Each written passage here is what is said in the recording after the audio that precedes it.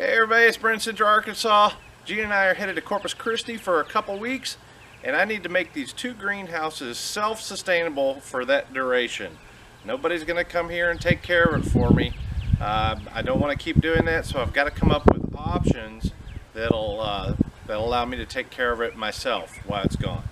So let me show you a quick update on the small winter greenhouse behind me and the summer greenhouse over here, what's going on, the changes I've made, and how I'm going to go about trying to make this work while we're gone. Follow along, take care.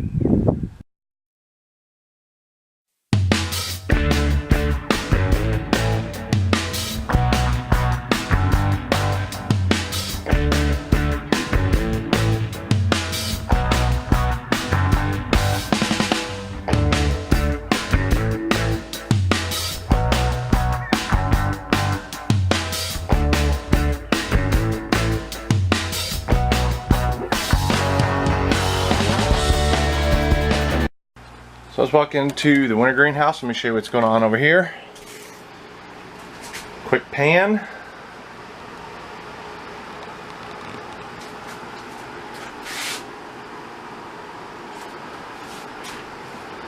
Okay, one thing that should become immediately available is, let me get my finger into here, is the fawn across the front here, and over here is completely gone. Over here I had beans. The beans were starting to fall over a little bit, and I needed access to the back panel, so I moved the beans up here. They're still in the same order: dark bean, light bean, dark bean, dark bean. And I also did some trimming to see how that's going to work while I'm going to be gone. So I'm not going to be able to harvest these, so they're going to probably go to seed. We'll see how usable they're going to be in about 3 weeks. On the bottom there, I had all my squash that I'm breeding for the next generation, for the F6 generation. They were doing okay in here, but certainly not to their full potential, so I moved them into the big greenhouse. Over there was a squash, and over there was a squash, so they're also moved. Now my peppers, if you'll notice here, I've got I think about 6 peppers in different locations in the back there. I topped every single one of them off, and that is because I want them to bush a little bit more. They got a little bit lanky, and so we're going to still continue to grow peppers and tomatoes in here, and we'll see how they perform after I topped them off. Now with the tomatoes, I've got a beefsteak style there growing, but most of the beefsteaks, they're a little wispy, but they're starting to set flowers, so we'll see how it's going. The days are getting longer, the sun's getting more intense, maybe they'll snap back. Now the cherries are doing great. I've got some, let me see if we got some in here that are ripening. Yeah, we've got a couple in there that are ripening, and I'm continuing with the wrapping. And let me take you underneath here and show you this. You can see cherries on these that are wrapping. Some are starting to change color. You see over there, there's one that's changing color.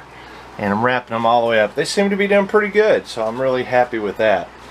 Now, when in the pan in the beginning you notice that that big floating raft is gone, that thing took up too much space. So I went ahead and removed it, and I put it in its place. I put this one here, and it's got, I think, yeah, 6 spots to grow lettuce. So that's what we're going to do from the winter. Right now I'm using it as a propagation chamber, as you can see here. Now my reservoir is obviously not going to be big enough for the entire time I'm gone. It's 40 gallons or so, and I know I'll go through that way before I get back. So I had to come up with a plan to extend that time. So if you'll notice, this little tube here goes to a float, and I've done this before, and it's in my big greenhouse where I've added storage to it. And coming back in here, you can see that I've got a 55-gallon drum, and in it is another 50 to 55 gallons, well, about 50 gallons of nutrient. So that is plumbed, let me show you here, from the bottom 3/4 inch PVC to a T. The T comes down and goes into the float, and I also have a valve here where I can just get straight out nutrient if I need it for anything else. So that's what's going on with the winter greenhouse.